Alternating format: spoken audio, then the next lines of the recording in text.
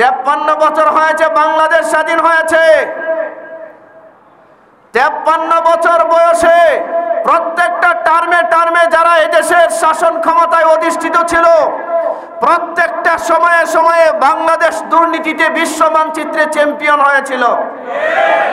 2024-এর ছাত্র জনতার গণ অভ্যুত্থানের ভিতর দিয়ে অত্যাচারী স্বৈরাচারকে বিদায় করবার পরে, এই ইন্টারিম গভর্নমেন্ট আসবার পরে, অন্তর্বর্তীকালীন সরকার ক্ষমতা নিবার পরে ছাত্র জনতার এই সরকার চাচ্ছে একটা সংস্কারের মাধ্যমে গোটা বাংলাদেশের যে দুর্নীতিপরায়ণ শাসন ব্যবস্থা, গোটা বাংলাদেশের যে দুর্নীতিপরায়ণ আইন কানুন, এই সব কিছুকে দুমড়ে মুচড়ে ভেঙে পরিবর্তন করে সংস্কার করে বাংলাদেশকে একটা সভ্য সমাজ ব্যবস্থায় পরিণত করতে হবে। এটা আমাদের দেশের বিগত স্বৈরাচাররাও মানতে চাচ্ছে না, সামনের স্বৈরাচার যারা তারাও মানতে চাচ্ছে না। এই জন্য ছাত্রদের তৈরি করা এই ইন্টারিম গভর্নমেন্ট, ছাত্র জনতার মাধ্যমে তৈরি করা এই অন্তর্বর্তীকালীন সরকার কোন সংস্কার করুক, এটা তারা চায় না। তাদের বক্তব্য হলো এরা হচ্ছে অন্তর্বর্তীকালীন সরকারের উপদেষ্টা মাত্র, তারা রাষ্ট্রের সংস্কার করার কি ক্ষমতা থাকে? রাষ্ট্রের জনগণ তাদেরকে এই ধরনের ম্যান্ডেট কোথায় দিল? তাদের বক্তব্য শুনেন। আবু জাহেল উতবা সাহিবাদের যে বক্তব্য ছিল, এই বক্তব্য আমাদের দেশের এই ধরনের নেতাদের মুখে শোনা যায়। তারা বলে এদেশের অন্তর্বর্তীকালীন সরকার, এদেশের ইন্টারিম সরকার ছাত্র জনতার সরকার, রাষ্ট্রের সংস্কারের অধিকার তাদেরকে কে দিল? জনগণ তো তাদেরকে সে ম্যান্ডেট দেয় নাই। পাগলের মাথা খারাপ হয়েছে। চাচা কয় পাগল হয়েছে, আমি কইছি পাগল হয়েছে না, পাগলের মাথা খারাপ হয়েছে। হ্যাঁ, পাগলের মাথা খারাপ হইল।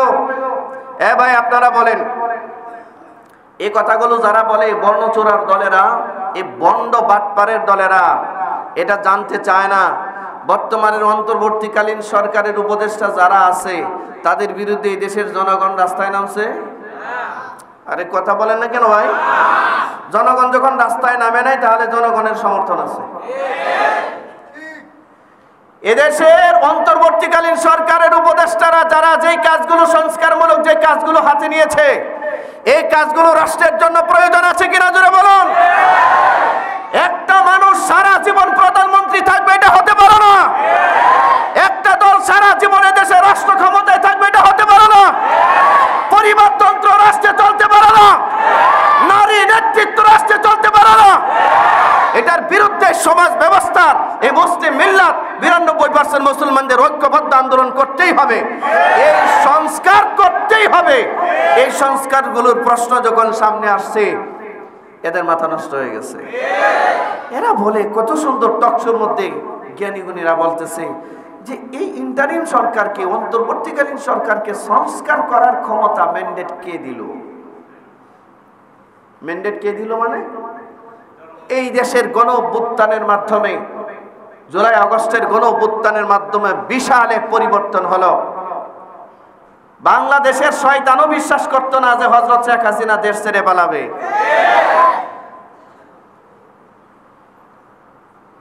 হযরত শেখ হাসিনার দলবল দেশ ছেড়ে পালাবে, এটা এই দেশের শয়তানও বিশ্বাস করতো না। তোমরা তো আজ বড় বড় কথা বলো, শয়তানও বিশ্বাস করতো না। ছাত্র জনতার এই আন্দোলন ছাড়া, রক্ত দেওয়া ছাড়া, আলেম ওলামা রক্ত দেওয়া ছাড়া, রাজপথে নামা ছাড়া এই দেশ স্বাধীন হতো না। ঠিক কি না জোরে বলুন? এই দেশ স্বাধীন হতো না। আজকে কতজন আন্দোলন করে রাস্তাঘাটে, আর তখন কথাই বলতে পারতো না।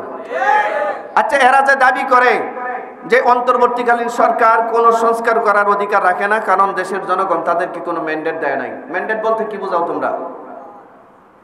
সমর্থন। এই তো সমর্থন যদি না থাকতো তাহলে এই গোটা দেশ এই উপদেষ্টাদেরকে মানলো কেমনে? যদি এই উপদেষ্টাদেরকে না মানতো, যেদিন উপদেষ্টা পরিষদ শপথ গ্রহণ করেছে পরের দিনই যে মানুষ রাস্তায় নামতো, বলতো আমরা এই উপদেষ্টা পরিষদ মানি। দেশের জনগণ রাস্তায় নামছে? কথা বলেন না কেন ভাই? দেশের জনগণ রাস্তায় নেমেছে? দেশের জনগণ যখন রাস্তায় নামে নাই, জনগণ যখন প্রতিবাদ করে নাই, জনগণ যখন এই উপদেষ্টাদের মাধ্যমে যে সংস্কার কাজগুলো হচ্ছে, এটা জনগণ যখন মানতেছে, বুঝতে হয় সারা দেশের জনগণের ম্যান্ডেট সমর্থন তাদের পেছনে আছে। আপনারা কি কথাটা বুঝতে অসুবিধা হয় হলো? আমি কি অযৌক্তিক কোনো কথা বললাম? দেশের এই অন্তর্বর্তীকালীন সরকার সংস্কারমূলক কাজে হাত দিয়েছে। একজন লোক দুইবারের অতিরিক্ত প্রধানমন্ত্রী হতে পারবে না। আলহামদুলিল্লাহ বলেন। আমরা তো বলি একবার অতিরিক্ত প্রধানমন্ত্রী না হলেই ভালো হয়। একবার চান্স, একবার ভালো করলেও একবার, মন্দ করলেও একবার। দুইবারে করলে প্রথম 5 বছর দুর্নীতি করব, আর পরের 5 বছর ফেরেশতা সাজার চেষ্টা করব। কথা বলে না কেন? সুবিধা হয় একবার, ওয়ান ওয়ে রুট দেন, ওয়ান ওয়ে, একবার। ঠিক কিনা ধরে বলেন? একবার দিলে ভালো হয়। ক্ষমতার মসনদে একবার আসেন, তাহলে চিন্তা করবে এটাই আমার ফার্স্ট, এটাই আমার লাস্ট। দুর্নীতি করলে মানুষ আর জানা যায় আসতো না, মরলে ইন্নালিল্লাহ বাদ দিয়ে আলহামদুলিল্লাহ বলা শুরু করবে। সুতরাং কিছু করে গেলে এখনই করে যেতে হবে, ঠিক কিনা জোরে বলেন? যাই হোক, তারপরেও এই অন্তর্বর্তীকালীন সরকার একটা সংস্কারমূলক কাজে হাত দিয়েছে, যে বাংলাদেশে কোন সরকার দ্বিতীয়বারের পরে তৃতীয়বার একই ব্যক্তি প্রধানমন্ত্রী হতে পারবে না। আমরা সাধুবাদ জানাই, আলহামদুলিল্লাহ বলেন, জোরে বলেন আলহামদুলিল্লাহ। আচ্ছা, আরো কিছু সংস্কারমূলক কাজে হাত দিয়েছে, আর ওরা বলা শুরু করছে না এদেরকে সংস্কার করার, জুলাই অভ্যুত্থানের শ্বেতপত্র প্রকাশ করার পেছনে বাধা।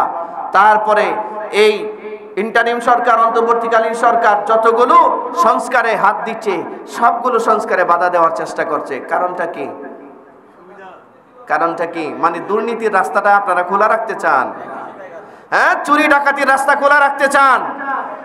মনে রাখতে হবে, এই দেশের জনগণ, ছাত্র জনতা, আর এই দেশের যুব সমাজ, এই দেশের আলেম সমাজ ঐক্যবদ্ধ যখন হয়েছে, অন্যায়ের বিরুদ্ধে রক্ত দেওয়া যখন শিখেছে, মানুষ যখন জুলুমের বিরুদ্ধে রক্ত দিতে শিখেছে, নতুন কোন স্বৈরাচারকেও এই দেশে বিন্দু পরিমাণ আর বরদাস্ত করা হবে না। কোন স্বৈরাচারীর কোন পথ যদি কেউ বেছে নেন, তাহলে হযরত শেখ হাসিনার পথ অনুসরণ করতে পারেন। শিক্ষা গ্রহণ করেন, শিক্ষা। রাস্তা পাবেন না। উনি তো হেলিকপ্টার পাইছিল, আপনারা হেলিকপ্টারটাও কিন্তু পাবেন না।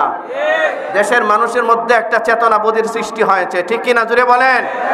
ভাই আপনারা একটু জোরে বলেন তো, এই গোটা রাষ্ট্র ব্যবস্থা, গোটা বাংলাদেশের রাষ্ট্র ব্যবস্থা এত রক্তক্ষয়ী সংগ্রামের পরে এই ছাত্র জনতার যে সরকার, গোটা দেশের সরকার, সারা দেশের মানুষের সমর্থন আছে তাদের পেছনে, ঠিক কিনা জোরে বলেন?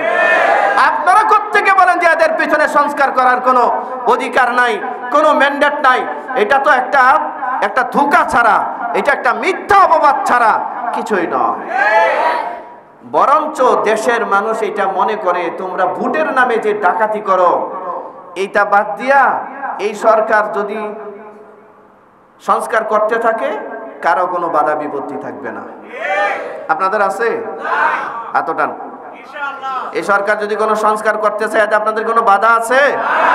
এই দুইটা হাত একটু উঠান তো, শক্ত করে উঠায় দেখান তো। বর্তমানের অন্তর্বর্তীকালীন সরকার যদি কোনো সংস্কার করতে চায়, এই সংস্কারে আপনাদের সমর্থন আছে কি নাই? জোরে বলেন, সমর্থন আছে কি নাই? তারে যারা বলে এই অন্তর্বর্তীকালীন সরকার যদি সংস্কার করে, তাদের কোনো ম্যান্ডেট নাই, সংস্কার করার অধিকার নাই, এদের কথা কি মানা যাবে? এরা কি ভালো মানুষ? এরা কি দেশের শান্তি চায়? এরা কি দেশের শৃঙ্খলা চায় না? সুতরাং এই যে আপনারাও হাত উঠায় আর সমর্থন জানালেন, এই সমর্থন সারা দেশের সব মানুষই জানায়।